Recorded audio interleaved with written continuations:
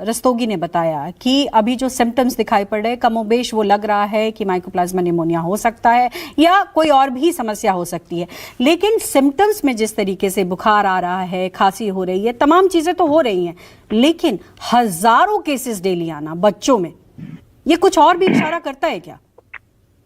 देखिए, पहले भी बहुत अच्छा सवाल है। अगर मैं बात करूं, आपने जो बड़ा जो सवाल के अंदर बहुत ही गहराई में जाने की जरूरत है हमें।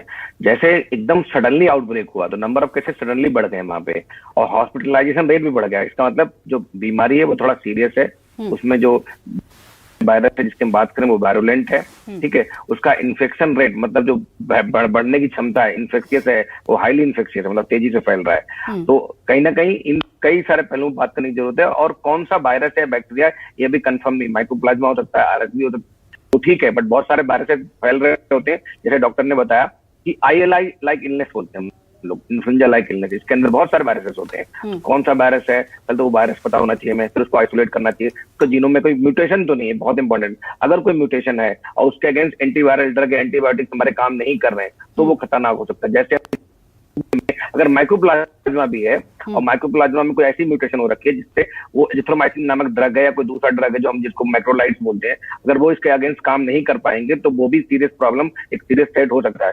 बिकॉज एजिथ्रोमाइसिन ऐसी दवाई है जिसका पूरे विश्व भर में ड्यूरिंग कोविड सबसे ज्यादा मिस यूज हुआ, ओवर यूज हुआ, इतना ज्यादा हुआ एजिथ्रोमाइसिन कहीं ना कहीं हर व्यक्ति के अंदर पार्शियल या फुल रेसिस्टेंट डेवलप हो गया। जैसे आपने पहले भी बोला था कि रेसिस्टेंस बहुत इंपॉर्टेंट चीज है। हमारे देश में 90% लोग ओवर द काउंटर ड्रग लेते हैं अपर रेस्पिरेटरी इन्फेक्शन के लिए। मतलब जो ILI like influenza like illness है, इसमें नॉर्मली एंटीबायोटिक की जरूरत होती नहीं है। उसमें 90% लोग ओवर द काउंटर जाके मेडिसिन लेते हैं। उसमें मैक्सिमम जो मेडिसिन लेते हैं वो एजिथ्रोमाइसिन है। तो हर बंदा 3 दिन से लेकर 5 दिन तक एजिथ्रोमाइसिन खाता है। तो कहीं जो इसकी एफिकेसी है जेन्युइन केस में, माइकोप्लाज्मा इन्फेक्शन है, एटिपिकल जिनको हम बोलते हैं निमोनिया, उसमें की जरूरत पड़ती है, वहां पे इसका रोल कम हो जाता है। तो हमें जो अभी इंपॉर्टेंट बात है कि 4 क्वेश्चन जो चाइना से हमें सबको पूछने चाहिए, हम में से जो यूनिसेफ है, जो वर्ल्ड ऑर्गेनाइजेशन है, कि भैया कहाँ पे कौन सा वायरस है, क्या बैक्टीरिया है, क्या आपने आइसोलेट किया है, आइसोलेट किया तो इसका स्ट्रेन कौन सा है, कितना वायरुलेंस है, क्या इसकी इन्फेक्टिविटी दर कितनी है, कितने तेजी से फैल रहा है, और अभी तक क्या सिम्टम्स आ रहे हैं, क्या कॉम्प्लिकेशंस आ रहे हैं, क्या डेथ रेट है, कौन सी एज ग्रुप को अफेक्ट कर रहा है। ये सारी चीजें पूरी दुनिया के सामने बिल्कुल साफ आनी चाहिए, सो दैट हर जो देश है अपने हेल्थ केयर इंफ्रा को चेक कर ले, रिव्यू कर ले, हमें क्या प्रिकॉशंस लेने हैं, प्रिवेंटिव मेजर्स क्या लेने, बहुत इंपॉर्टेंट है। हमारे देश को इस समय और सवाल इसलिए भी उठ रहा है डॉक्टर गुप्ता कि ये जो समस्या है ये बच्चों में आ रही है, किसी और की खबर नहीं आ रही, ये बच्चों में आ रही है, और ज्यादातर जो बच्चे हैं उनकी उम्र 10 साल से कम है।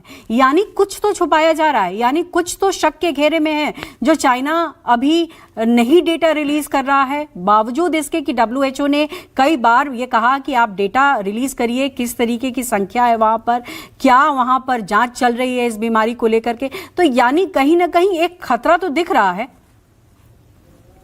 बिल्कुल दिख रहा है, और सबसे बड़े से पूछना चाहिए क्या ये वैक्सीन प्रिवेंटिव है। अगर वैक्सीन इसके अगेंस्ट नहीं हमारे पास उपलब्ध है तो क्या हम वैक्सीन बनाने पे कुछ काम कर सकते हैं। जैसे कोविड में हमने जो मृत्यु बचाई थी, जीवन उनका बचाया था, वो इस वजह से बचा पाया कि हमने बड़े कम समय में एक बड़ी इफेक्टिव वैक्सीन डेवलप कर पाई।